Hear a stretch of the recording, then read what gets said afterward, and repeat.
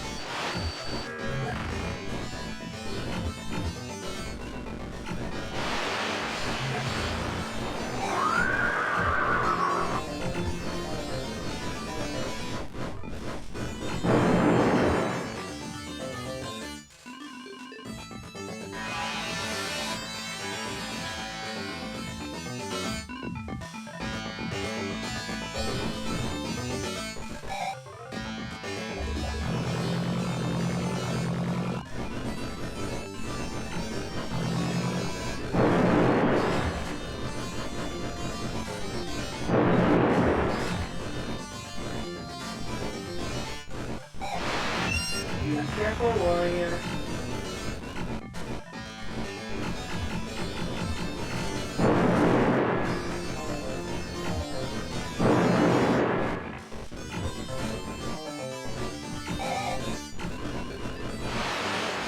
Continue.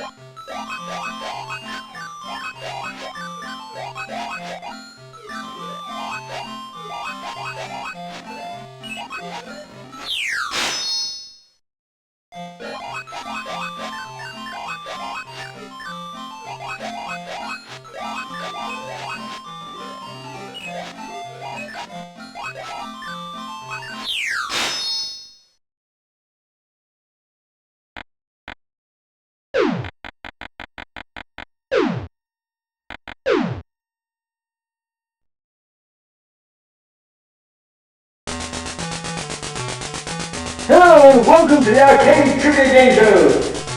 Today's contestants will be competing for over 3 billion pixels in prizes! So without further ado, on to the first question.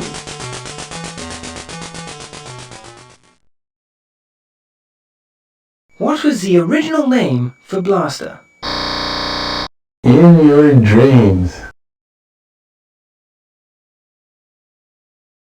The name that we wanted to use was Master Blaster, and we discovered at the time that there was a pinball simulation program called Billy Budge's Raster Blaster available for the Apple computer, so decided to change the name to avoid confusion. We pondered and toiled for a couple of weeks to come up with a better name for the game, and in frustration ended up just simply shortening it to Blaster. Only about 1,000 Blaster arcade games were made before the great video game crash of 83-84 put a freeze on the industry. Nice try, but no cigar.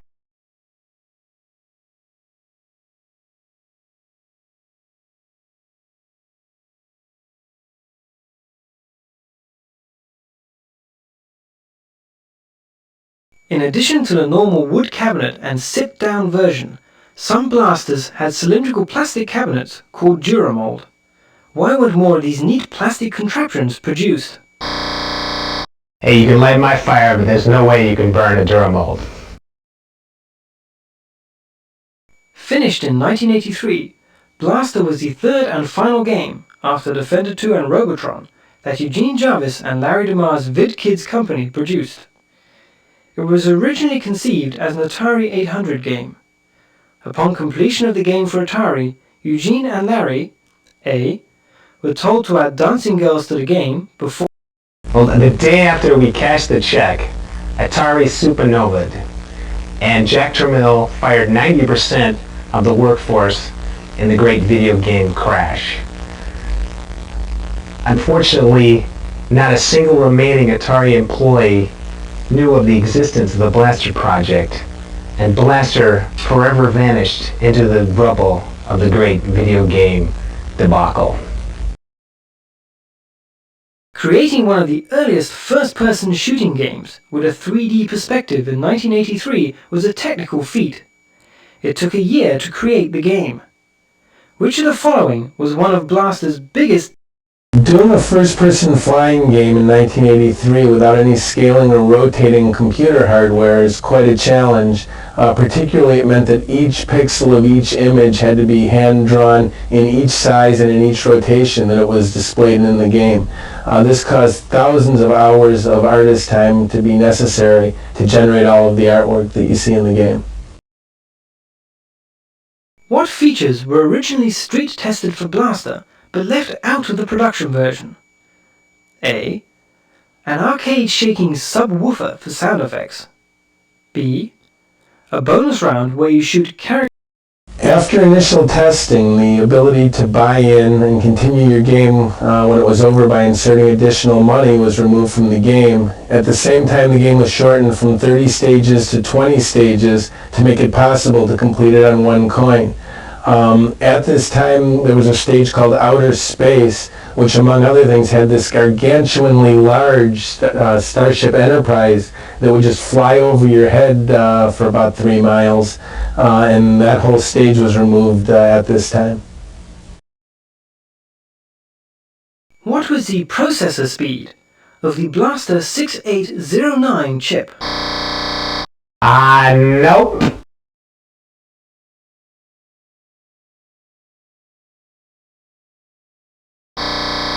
No dice!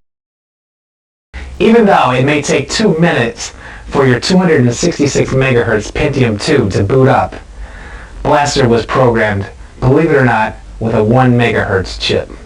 And man, did it hurt. Root Beer Tapper was originally known as just Tapper, and initially conceived as a video game that would just be sold to bars. It was an officially licensed product of what company? That'd be Budweiser, and the way that came about was Scott and I came up with an idea for a bar game, and we were intrigued by the idea of sliding beers and empty mugs down a bar, and what kind of action you could get with a bartender, and some angry customers or some happy customers. And we did some initial design work on that, and we went to Bally Midway. And there was a fellow at Bally Midway who was very good at getting licenses. I think his name was Tom Neiman. And he went out and talked to Budweiser in St. Louis, got them excited, and we all went down and talked to them some more, and Budweiser was on board. The Tapper arcade game included